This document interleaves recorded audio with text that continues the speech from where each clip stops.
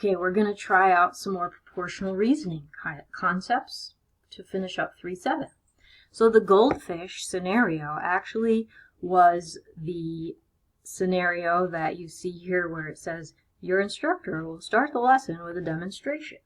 So I made up the little goldfish picture and walked you through that to get you prefaced with some ideas about proportionality. So let's look at the objectives. So by the end of the lesson, and maybe already because I just went through the goldfish, you should understand that proportional relationships are based on a constant ratio. Check, right? We talked about that. Rules for solving equations can be applied in unfamiliar situations.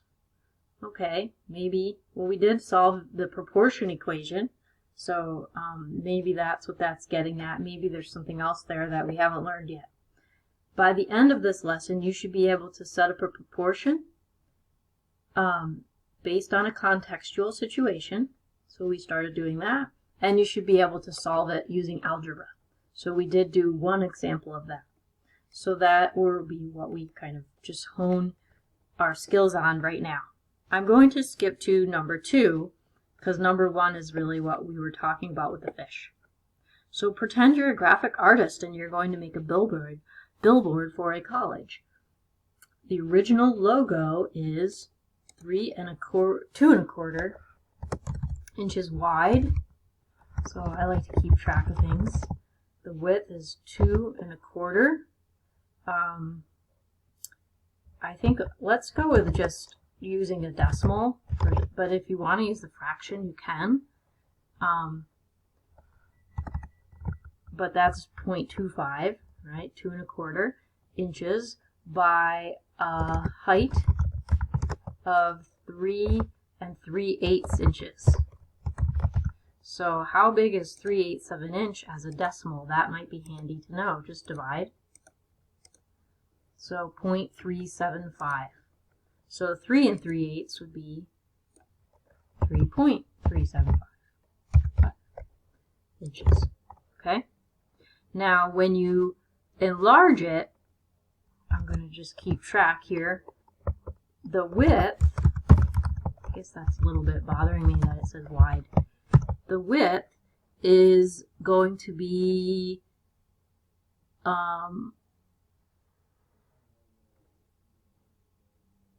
I guess let's call this the length because I don't want you to get the words confused. They called that the length, right?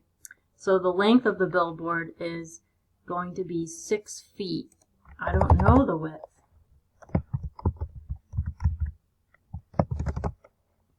And it's in a different unit, so we haven't come across that. That's a little bit new from the goldfish because that was all measured in inches. How wide will the enlarged version be? All right, so we're trying to find the width. So hopefully you're seeing some ways you could do this. You could say, oh, I could find out how many times bigger does the length have to be than the width, than the original length. But you do have to remember that they're in different units. So what might be easier here is to just compare width to length as a ratio, because those have the same units. So I'm going to compare width, and I always like to write these words in, to length. So if I do, let me get my little fraction. So I'm thinking, okay, for the small version, I have 2.25. I'm going to put the units because I don't want to forget that I have different units going on. And the length is 3.375. And that's inches. So that's the original specifications of the current logo. I have to make it bigger. First I'm going to make my equation bigger. There we go. Luckily it did it proportionally. And then we've got our other little guy here. So I need the width of this to be, don't know, but the length is going to be 6 feet. Now the units might be bothering you.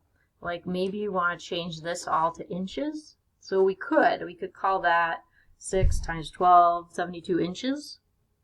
But as long as you're consistent, so if these were inches to inches, then as long as these are feet to feet, I think we should be okay, because the ratio is still the same. As long as I mind the unit, I need to be aware that I don't mean X inches to 6 feet, right? So whatever I get for X, I'll just remember that it's in feet, because I'm treating it as in an equal ratio to the 6 feet as compared to the original. Okay? So let's see.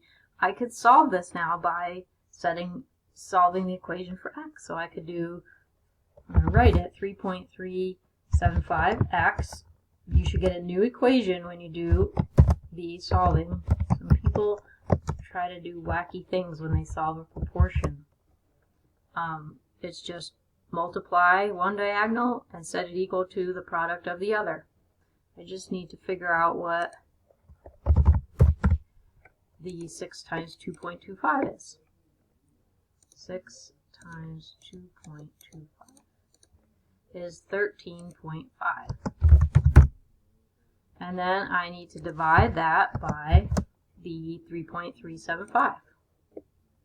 Divide by 3.375.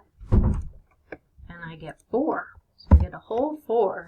But that, remember, is 4 feet. So the width should be set to 4 feet. So that means the ratio 4 feet to 6 feet is in proportion to 2 1/4 to 3 1/8 inches. Now, if you're not believing me about the whole unit thing, maybe just try it with 72 inches here and X inches on the top. If you do that, you'll have to have everything in inches. So then I'm going to get a different number here, right, because it would be 72 times 2.25, and the rest is the same. I'm going to try it because we're so far anyway. Might as well. So I need 72 times 2.25,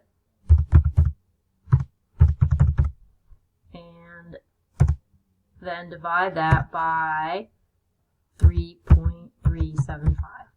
Right? Kind of skipping my steps just because I wanted to check. So when I do that, I get x equals 48. Right?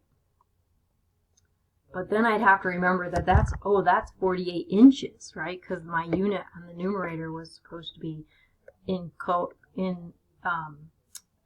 agreement with the unit on the bottom there. So that is 4 feet, right? So it still comes out either way. So just be aware of that you have to be consistent, right? But this would work if I kept it as feet. But put those labels in, because then you don't lose track of what's what. So it says in question 2, you could have used the following proportion to represent the relationship between the original and the enlarged objects. Oh, okay, well that is the one we used, right? Because 4 was our x in the end. So the question they're asking now is, well, could somebody have set it up differently? Could this proportion be written in other ways? And let's see if we can get as many as we possibly can that are correct. So I'm going to take my fraction button out here. So make it a little bigger. Try to come up with a bunch of ways. I'm not going to come up with all of them, so you have to come up with at least one different one than I do. How about, I like to keep track by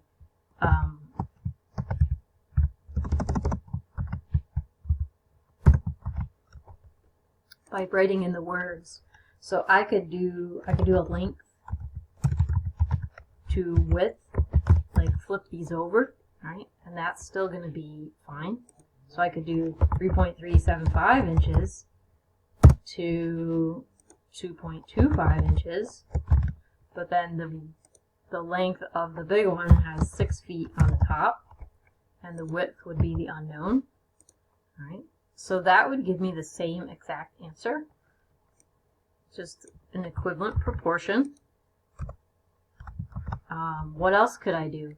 I could have done, say I did what was this called? Logo to billboard or something? What did they call it? Yeah, the original logo. I'll call it original. And I'll do to billboard. And so now I'll have to keep track. So this might be my lengths or my widths. I'll do widths. And then on the other side I'll do lengths. So the ratio of the widths of the two have to be equal to the ratio of the lengths of the two in order for them to be in proportion. So the width, 2.25, was the original, and I didn't know what the final was. Well, I do now. Right? It was 4 feet. I'll put that in. Right? You could put that in over here too if you want 4 feet. And then I need the length of the original, which is 3.375 inches. And the length of the billboard, 6 feet. So now I have a new proportion, but again, you can check quickly, the cross products are the same, right? I would have still maintaining proportionality. Now I have the units of inches all in the numerator, but the units of feet all in the denominator. But I have still maintained those ratio proportions. So hopefully now you're getting used to, I think number 4 we've already addressed, like how do we solve an equation. I've been using the cross product idea. If you didn't know that idea, I guess my question would be, let me go back up to here. One question would be on, let's say on this one, would be how else could I have done that? So maybe I didn't need to use cross products. If everything on this side is a number and this side just has x over 6, it seems to me like I could probably just multiply both sides by 6. I want to use x. Because that would get rid of the 6 on the bottom and leave me the x. So would that really work? Like maybe that's just another alternative.